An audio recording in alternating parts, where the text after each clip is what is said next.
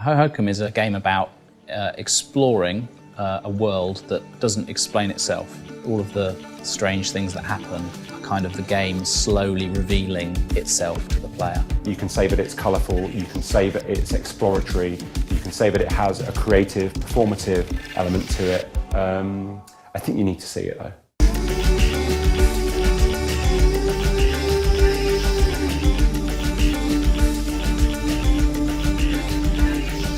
When Dick first sent me that first drawing and said, hey, let's make a game together, I don't think we had any idea that like 6 years later, with a big animation and audio team, we'd still be making this game. It wasn't like, oh, let's make this game about this long, windy character that people ride on. The original idea that inspired Hohokum was just, could we make a video game? It wasn't like this was a game that was the game we've always wanted to make and we had it perfectly realised. It's been a long, strange, meandering journey. Sometimes you don't know, even though it's right in front of your face, you don't know what the best thing is. And then you wake up one day and you're like, it was there all the time. So this is the first piece of Hohokum art that Dick sent me, along with the sort of message, hey, let's make a game together, I've drawn something. We just started to make these prototypes that were very loose, trying to get a sense of what it would feel like to manipulate all of this stuff. The art's evolving and we're trying new things in order to do things like give them more character. And then we introduced a character that's you. For me, this is the start of what Hohokum is today. That was actually quite a hard leap to make, to get rid of him and the player be the line. I remember you saying to me, this is really interesting, why do we need this guy? It's weird, isn't it? Because that is at the core of our idea, but actually it felt like quite a brave or difficult thing to do, didn't it? I think some of our older ideas were more video gamey ideas that were kind of fighting against the art and the mood in the game. We really wanted the game to let you go wherever you wanted and move around in the way that you want to move around.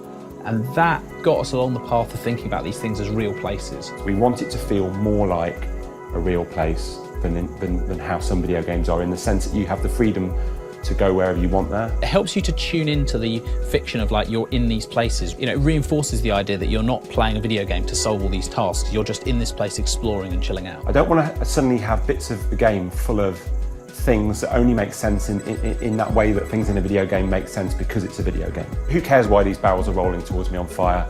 It's a video game, it's fine, you know. I like everything in Hohokum to make sense on its own terms. As we've gone on, we've developed a sense of what's going to work, where the two things sit together better. In this prototype, the game at this point is still set in a series of chambers. We were still thinking very much in terms of like what happens in video games. Oh yeah, you have a race and you have to get through the next gate within a certain amount of time. And at the end of the race, the door opened, only the door didn't really go anywhere because it was kind of the end of the level, so it just let you out of the level. This is the epiphany. This is the bit your brother was playing. He won the race, he broke out the level, and then he went, this is the best thing ever, just flying around outside here. That was kind of our epiphany moment of like, hey, it's really fun just to be this thing, just to fly around and have this kind of stunt kite experience of pinging off things and going really fast and wobbling around corners. People ask, what are my objectives? And I find that so telling that that's a thing that it's okay to ask almost, but it's kind of normal in a video game that you have objectives.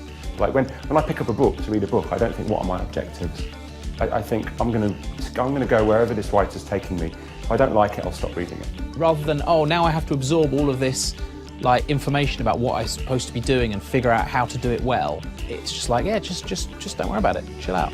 A lot of people are like, oh, great, fantastic.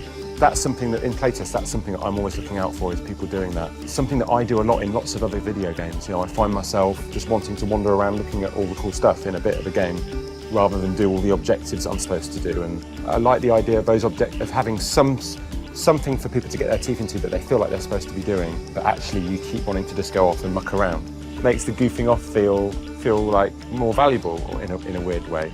I don't think that when you're working on this stuff, you have some kind of grand vision like that to like, oh, we're going to completely reinvent what a video game can be. I think you're just trying to make something that's cool and seeing where they go. Would you agree with that? Yeah, it's going to blow people's minds.